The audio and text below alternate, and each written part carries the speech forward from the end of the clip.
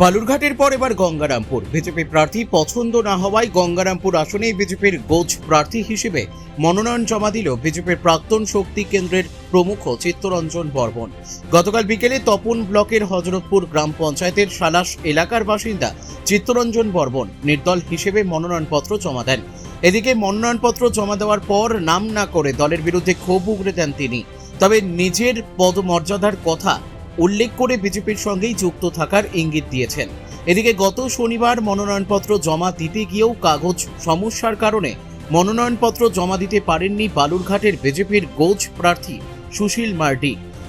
গতকাল বিজেপির প্রতিষ্ঠা দিবসের দিন নির্দল হিসেবে মনোনয়নপত্র জমা দেন তিনি। এদিকে বালুরঘাট ও গঙ্গারামপুরে গোছ প্রার্থীকে নিয়ে বিজেপির অন্দরে অস্বস্তি বাড়ছে। ফলে জেলা বিজেপির অন্দরে ভাঙ্গন আরও প্রকট হয়েছে বলে রাজনৈতিক মহলের একাংশের মত। যদিও বিজেপি নেতৃত্ব এই দাবি সম্পূর্ণভাবে অস্বীকার করেছে।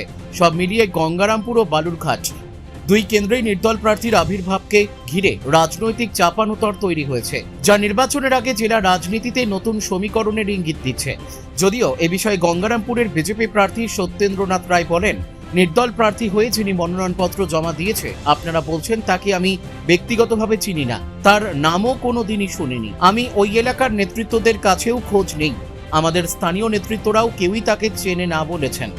এই ধরনের প্রার্থীদের পেছনে তৃণমূলের উস্কানি ও মদত থাকতে পারে বলেই আমরা মনে করি। নমস্কার, জয় শ্রীরাম। আমি সুশীল মার্ডি 39 নম্বর বালুরঘাট বিধানসভার নির্দল প্রার্থী হিসেবে দাঁড়িয়েছি। আমরা 4 তারিখে নমিনেশন দিতে পারতাম, কিন্তু দিইনি। দুটো বিষয়ের উপর ভিত্তি করে আমরা এই 6 তারিখে নমিনেশনটা দিলাম। দুটি কারণের মধ্যে একটি কারণ হচ্ছে 1980 সালে 6 এপ্রিল ভারতীয় জনতা পার্টি নামক দলটি তৈরি হয়েছিল। ভারতীয় জনতা পার্টির নীতি আদর্শে আমরা অনুপ্রাণিত। আমাদের লড়াই মূলত যে 2-4 জন নেতা যারা দলটাকে পরিচালনা করছেন, যারা কর্মীদের আবেগকে বিক্রি করবার চেষ্টা করছেন, তাদের বিরুদ্ধে আমাদের লড়াই। বিজেপি নীতি আদর্শ রক্ষা করবার দায়িত্ব আমাদের কর্তব্যের মধ্যে পড়ে। সেই জন্য আমরা এই বিজেপির প্রতিষ্ঠা দিনটাকে নমিনেশন হিসেবে আমরা বেছে নিয়েছি। 1, 2 হচ্ছে, আপনারা জানেন যে 1947 সালে এই পশ্চিমবাংলা মোটামুটি আর পাকিস্তানের মধ্যে চলে যেতে একটা উপক্রম হয়েছিল। আর তাই সেদিন অর্থাৎ 4 তারিখ, 5 তারিখ, 6 তারিখ হুগলির তারকেশ্বরে এই বাঙালি হিন্দু পণ্ডিতরা বসে একটা সিদ্ধান্ত নিয়েছিলেন যে তারা একটা আন্দোলন নামবেন, আর এই আন্দোলনের নেতৃত্ব দেবেন শ্যামাপ্রসাদ মুখার্জি। আর 6 তারিখ তারা এই সিদ্ধান্তে উপনীত হয়েছিলেন যে পশ্চিমবাংলায় একটা আমাদের হিন্দুদের জন্য একটা হোমল্যান্ড চাই। আর সেই জন্যে আন্দোলন তারা সমগ্র বাঙালিকে নামিয়েছিলেন। আর সেই জন্য পশ্চিমবাংলার পূর্ব পাকিস্তানে সেদিন চলে যায়নি। আর সেই জন্য আমরা এই দিনটিকে, এই 6 এপ্রিল দিনটিকে আমরা নমিনেশনের হিসেবে নিয়েছি। দলের স্বার্থ বিক্রি হলে প্রতিবাদ তো হবেই, আমি সেই প্রতিবাদের মুখ। তাই আমি এবার আপনাদের আশীর্বাদ চাই, সবাই আশীর্বাদ করবেন।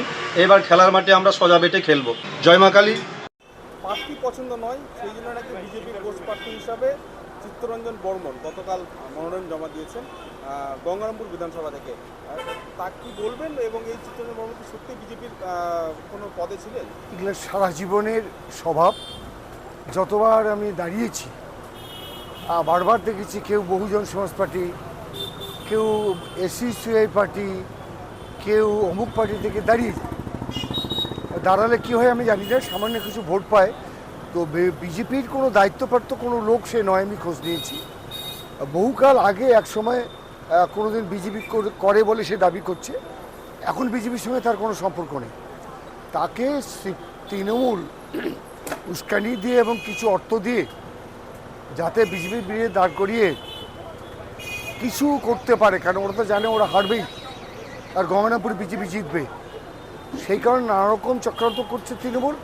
সেই চক্রান্তের শরিকে চিত্তরঞ্জন বর্মন, এবং এরা টিএমসির সঙ্গে বিভিন্ন রাজনীতির সঙ্গে কথা বলে টাকা নিয়ে ইলেকশনে দাঁড়ায়, আর ইলেকশনের সময় হুইহুলো করে যায়, আর মাঝখানে রেজাল্ট হয় 0 ওদের, এবং 0ই হবে। মানুষ তো এত বোকা নয়, দক্ষিণ দিনাজপুর জেলার মানুষ, গঙ্গারামপুর বিধানসভার মানুষ এত বোকা নয় যে মানুষ যাকে খুশি তাকে ভোট দেবে।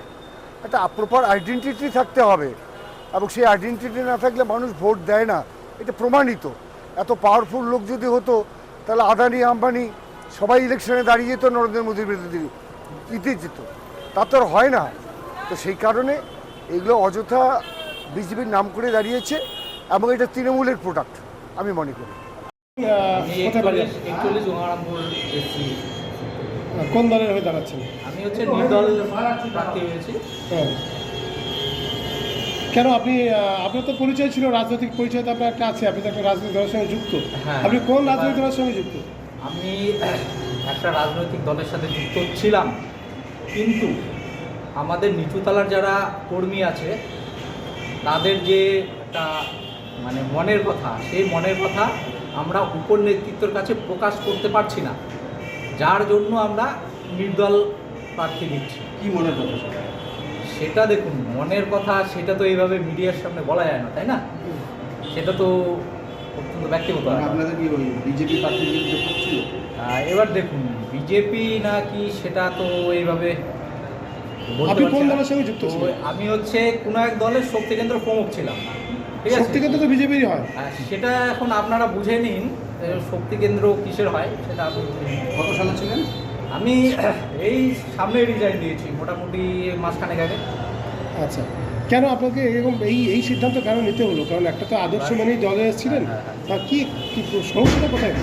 এবার দেখুন, আপনাকে তো বললামই যে আমি নিজের মনের কথা আমি উপর নেতৃত্বের কাছে প্রকাশ করতে পারছি না, পৌঁছাতে পারছি। ঠিক আছে? পৌঁছাতে পারছি না সঠিক কথা এবং সঠিকভাবে পৌঁছাতে পারছি না, আর ওনারা কোনোভাবে রেসপন্স বা কোনো কিছুতে ইয়ে করছেন না, যার জন্য আমাকে এই সিদ্ধান্ত নামতে হয়েছে। কোন এলাকা শক্তি প্রমুখ ছিলেন?